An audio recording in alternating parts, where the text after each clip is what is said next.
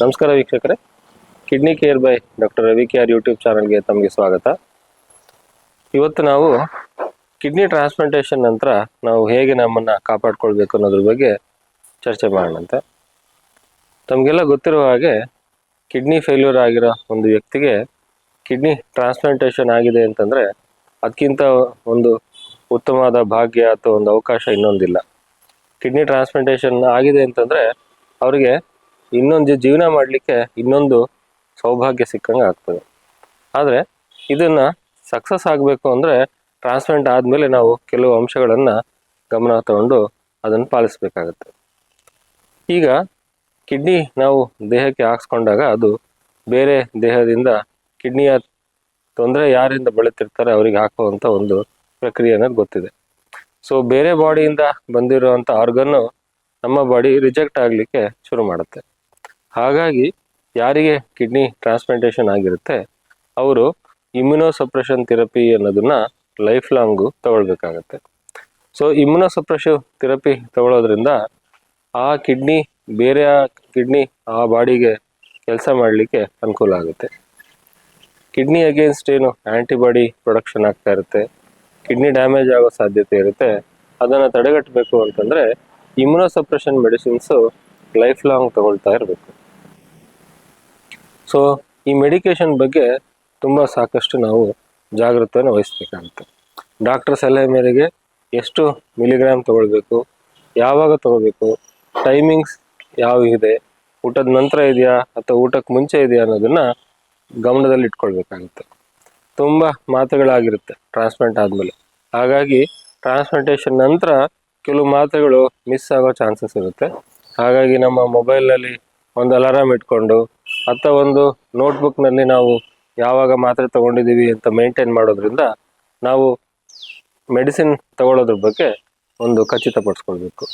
ಯಾವಾಗ ನಾವು ಮೆಡಿಸಿನ್ ಕರೆಕ್ಟಾಗಿ ಡಾಕ್ಟರ್ ಪ್ರಿಸ್ಕ್ರೈಬ್ ಮಾಡಿರೋ ಡೋಸೇಜ್ನಲ್ಲಿ ತಗೊಳ್ತೀವಿ ಆವಾಗ ಕಿಡ್ನಿ ಮೇಲೆ ಬರುವಂಥ ಆ್ಯಂಟಿಬಾಡೀಸ್ ಎಲ್ಲ ಕಡಿಮೆ ಆಗುತ್ತೆ, ಕಿಡ್ನಿ ಇನ್ನೂ ಚೆನ್ನಾಗಿ ಕೆಲಸ ಮಾಡಲಿಕ್ಕೆ ಅನುಕೂಲ ಆಗುತ್ತೆ.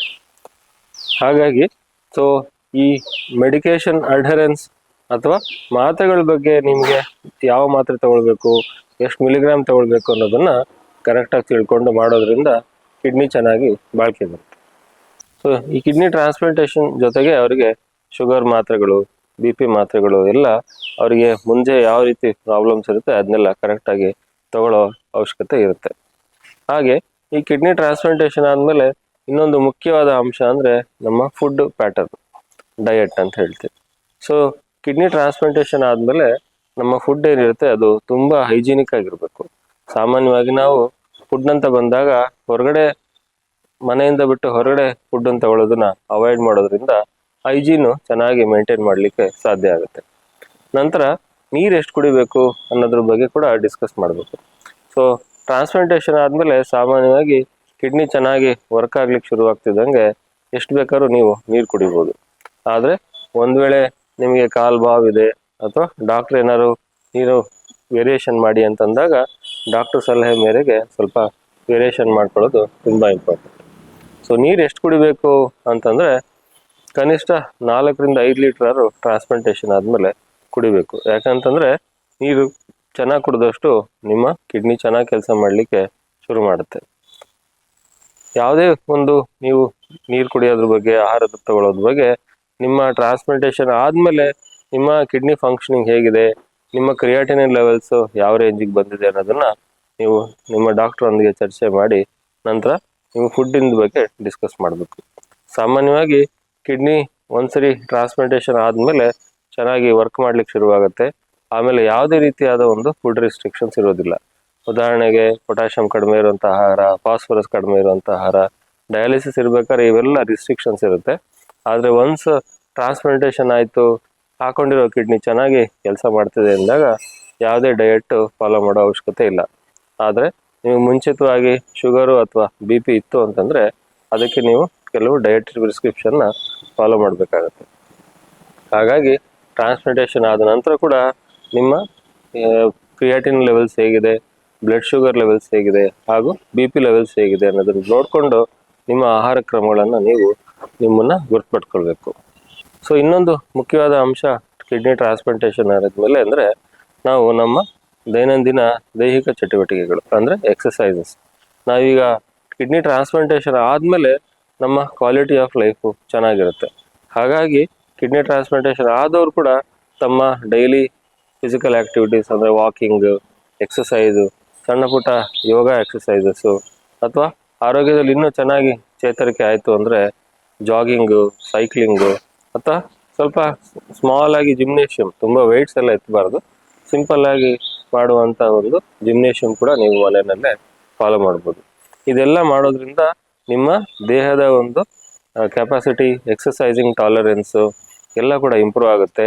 ಮಸ್ಕ್ಯುಲರ್ ಕೆಪಾಸಿಟಿ ಅಥವಾ ನಿಮ್ಮ ಡಯಾಲಿಸಿಸ್ ಟೈಮ್ನಲ್ಲಿ ಏನು ನಿಮ್ಮ ಮಸಲ್ಸು ಅಥವಾ ಬೋನ್ಸ್ ವೀಕ್ ಆಗಿರುತ್ತೆ, ಟ್ರಾನ್ಸ್ಪ್ಲಾಂಟೇಷನ್ ಆದಮೇಲೆ ಒಳ್ಳೆ ಎಕ್ಸಸೈಸಸ್ ಮಾಡೋದ್ರಿಂದ ನಿಮ್ಮ ಬಾಡಿ ಇನ್ನೂ ಒಂದು ಚೆನ್ನಾಗಿ ಪಿಕಪ್ ಆಗುತ್ತೆ. ನಿಮ್ಮ ಬಾಡಿ ಮಸಲ್ಸು, ಬೋನ್ಸು ಸ್ಟ್ರಾಂಗ್ ಆಗುತ್ತೆ, ಜೊತೆಗೆ ನಿಮ್ಮ ಇಮ್ಯುನಿಟಿ ಪವರ್ ಕೂಡ ಚೆನ್ನಾಗಿ ಇಂಪ್ರೂವ್ ಆಗುತ್ತೆ. ಸೊ ಈಗ ನಾವೊಂದು ಕಿಡ್ನಿ ಟ್ರಾನ್ಸ್ಪ್ಲಾಂಟೇಷನ್ ಆದಮೇಲೆ ಆಗಲೇ ಹೇಳಿದೆ, ಈ ಕೆಲವು ನಾವು ಮೆಡಿಸಿನ್ಸ್ ತಗೊಳ್ತಾ ಇರ್ತೀವಿ, ಅದು ನಮ್ಮ ಇಮ್ಯುನೋಸಪ್ರೆಷನ್ ಅಥವಾ ನಮ್ಮ ರೋಗ ನಿರೋಧಕ ಶಕ್ತಿನ ಸ್ವಲ್ಪ ಕುಗ್ಗಿಸುತ್ತೆ. ಹಾಗಾಗಿ ನಮ್ಮ ಪರ್ಸನಲ್ ಹೈಜೀನ್ನ ನಾವು ಚೆನ್ನಾಗಿ ಕಾಪಾಡ್ಕೊಳ್ಬೇಕು. ಪರ್ಸನಲ್ ಹೈಜೀನ್ ಅಂತಂದರೆ ನಾವು ಊಟ ಮಾಡೋ ಆಹಾರ, ನಾವು ಕುಡಿಯೋ ನೀರು ತುಂಬ ಸ್ವಚ್ಛವಾಗಿರಬೇಕು.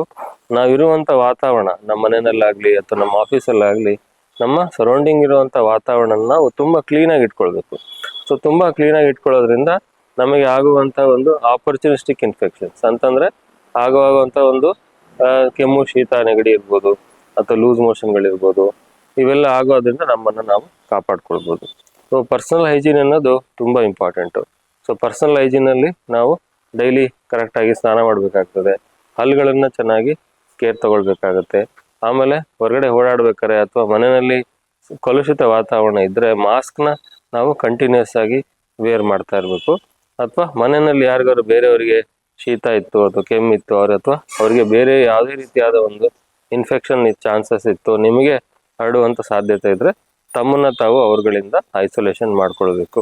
ಹಾಗಾಗಿ ಫೇಸ್ ಮಾಸ್ಕ್ ಮಾಡ್ಕೊಳ್ಳೋದು, ಅಥವಾ ಫ್ರೀಕ್ವೆಂಟಾಗಿ ಕೈಕಾಳುಗಳನ್ನ ತೊಳೆಯೋದು, ಮುಖಗಳನ್ನು ತೊಳೆಯೋದು, ಉತ್ತಮ ರೀತಿಯ ಒಂದು ಬಟ್ಟೆಯನ್ನು, ನಾವು ಕ್ಲೀನಾಗಿರೋ ಬಟ್ಟೆಯನ್ನು ಧರಿಸೋದ್ರಿಂದ ನಮಗೆ ಆಗುವಂಥ ಇನ್ಫೆಕ್ಷನ್ಗಳಿಂದ ನಾವು ನಮ್ಮನ್ನು ಕಾಪಾಡ್ಕೊಳ್ಬೋದು.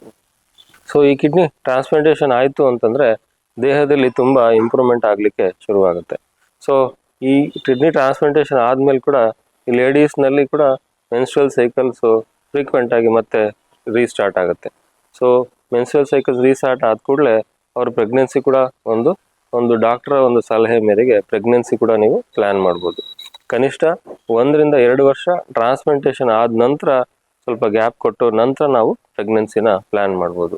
ಸೊ ಲೇಡೀಸು ಟ್ರಾನ್ಸ್ಪ್ಲಾಂಟೇಷನ್ ಆದಮೇಲೆ ಪ್ರೆಗ್ನೆನ್ಸಿ ಪ್ಲ್ಯಾನ್ ಮಾಡೋ ಥರ ಇದ್ದರೆ ನೀವು ತಗೊಳ್ಳುವಂತಹ ಒಂದು ಇಮ್ಯುನೋಸಪ್ರೆಷನ್ ಮೆಡಿಕೇಷನ್ಸ್ನ ಆಲ್ಟ್ರೇಷನ್ ಮಾಡಬೇಕಾಗತ್ತೆ. ಒಂದು ವೇಳೆ BP ಮಾತ್ರೆಗಳು ತಗೊಳ್ತಾ ಇದ್ದರೆ ಅಥವಾ ಡಯಾಬಿಟಿಸ್ ರಿಲೇಟೆಡ್ ಮೆಡಿಸಿನ್ಸ್ ತಗೊಳ್ತಾ ಇದ್ದರೆ ಅದನ್ನು ನಿಮ್ಮ ಕಿಡ್ನಿ ತಜ್ಞರೊಂದಿಗೆ ಚರ್ಚೆ ಮಾಡಿ ಆಲ್ಟ್ರೇಷನ್ ಮಾಡಿ ನಂತರ ಪ್ರೆಗ್ನೆನ್ಸಿ ಪ್ಲ್ಯಾನ್ ಮಾಡೋದು ಒಳ್ಳೆಯದು. ಸೊ ಕನಿಷ್ಠ 1-2 ವರ್ಷ ಟ್ರಾನ್ಸ್ಪ್ಲಾಂಟೇಷನ್ ನಂತರ ನಾವು ಸ್ವಲ್ಪ ಗ್ಯಾಪ್ ಕೊಡಬೇಕಾಗತ್ತೆ. ಆ ಟೈಮಲ್ಲಿ ನಮ್ಮ ದೇಹದ ಒಂದು ಕೆಪಾಸಿಟಿನ, ಇಮ್ಯುನಾಲಜಿಕಲ್ ಪವರ್ನ ಇಂಪ್ರೂವ್ಮೆಂಟ್ ಮಾಡಿಕೊಂಡು ಕಿಡ್ನಿ ಫಂಕ್ಷನ್ ಎಲ್ಲ ಸೆಟಲ್ ಡೌನ್ ಆದಮೇಲೆ ನಂತರ ಪ್ರೆಗ್ನೆನ್ಸಿ ಪ್ಲ್ಯಾನ್ ಮಾಡೋದ್ರಿಂದ ಅದರಲ್ಲಿರುವಂಥ ಔಟ್ಕಮ್ಮು ಇನ್ನೂ ಚೆನ್ನಾಗಿ ಇಂಪ್ರೂವ್ ಆಗುತ್ತೆ. ಆದರೆ ಪ್ರೆಗ್ನೆನ್ಸಿ ಪ್ಲ್ಯಾನ್ ಮಾಡಲಿಕ್ಕೆ ಮುಂಚೆ ನೀವು ತಗೊಳ್ತಿರುವಂಥ ಇಮ್ಯುನೋಸಪ್ರೆಷನ್ ಮೆಡಿಕೇಷನ್ಸ್ನ ನಿಮ್ಮ ತಜ್ಞರೊಂದಿಗೆ ಚರ್ಚೆ ಮಾಡಿ ಸ್ವಲ್ಪ ಚೇಂಜಸ್ ಮಾಡೋ ಅವಶ್ಯಕತೆ ಇರುತ್ತೆ. ಮಾಡಿದ ನಂತರ ನಾವು ಪ್ರೆಗ್ನೆನ್ಸಿ ಪ್ಲ್ಯಾನ್ ಮಾಡೋದ್ರಿಂದ ಪ್ರೆಗ್ನೆನ್ಸಿಯಿಂದ ಬರುವಂಥ ಔಟ್ಕಮ್ಮು ತಾಯಿ ಅಥವಾ ಮಗುನ ಎರಡು ಆರೋಗ್ಯ ಇಂಪ್ರೂವ್ ಆಗಿರುತ್ತೆ. ಸೊ ಈಗ ನಾವು ಕಿಡ್ನಿ ಟ್ರಾನ್ಸ್ಪ್ಲಾಂಟೇಷನ್ ನಂತರ ನಮ್ಮ ಆರೋಗ್ಯದಲ್ಲಿ ಚೆನ್ನಾಗಿ ಮೇಂಟೈನ್ ಮಾಡುವಂಥದ್ದು ನಮ್ಮ ಕರ್ತವ್ಯ ಆಗಿರ್ತದೆ. ಕಿಡ್ನಿ ಟ್ರಾನ್ಸ್ಪ್ಲಾಂಟೇಷನ್ ನಂತರ ನಮ್ಮ ಮುಂಚೆ ಇರುವಂಥ ಯಾವುದೇ ಆದ ಒಂದು ದುಶ್ಚಟಗಳಿರ್ಬೋದು, ಆಲ್ಕೋಹಾಲ್ ಕನ್ಸಂಪ್ಷನ್ ಇರ್ಬೋದು, ಸ್ಮೋಕಿಂಗ್ ಇರ್ಬೋದು, ಎರಡನ್ನ ನಾವು ಕಂಪ್ಲೀಟಾಗಿ ಸ್ಟಾಪ್ ಮಾಡಬೇಕಾಗತ್ತೆ. ಯಾಕೆ ಅಂತಂದರೆ ಕಿಡ್ನಿ ಟ್ರಾನ್ಸ್ಪ್ಲಾಂಟೇಷನ್ ಅದು ನಮಗೆ ಇನ್ನೊಂದು ಜೀವನ ಮಾಡಲಿಕ್ಕೆ ಸಿಕ್ಕಿರುವಂಥ ಒಂದು ಅವಕಾಶ. ಹಾಗಾಗಿ ಯಾವುದೇ ಒಂದು ಚಟಗಳಿಗೆ ಮತ್ತೆ ನಾವು ಒಳಗಾಗ್ದಲೆ ಆಲ್ಕೋಹಾಲ್ ಮತ್ತು ಸ್ಮೋಕಿಂಗ್ನ ಎರಡು ಸ್ಟಾಪ್ ಮಾಡಬೇಕಾಗತ್ತೆ. ನೋಡೋದಲ್ಲ ವೀಕ್ಷಕರೇ, ಕಿಡ್ನಿ ಟ್ರಾನ್ಸ್ಪ್ಲಾಂಟೇಷನ್ ಅನ್ನೋ ಒಂದು ಅವಕಾಶ ತುಂಬ ಜನ ಕಿಡ್ನಿ ಫೇಲ್ಯೂರ್ ಇರೋ ಚಾನ್ಸಸ್ಗೆ ಸಿಗೋದಿಲ್ಲ.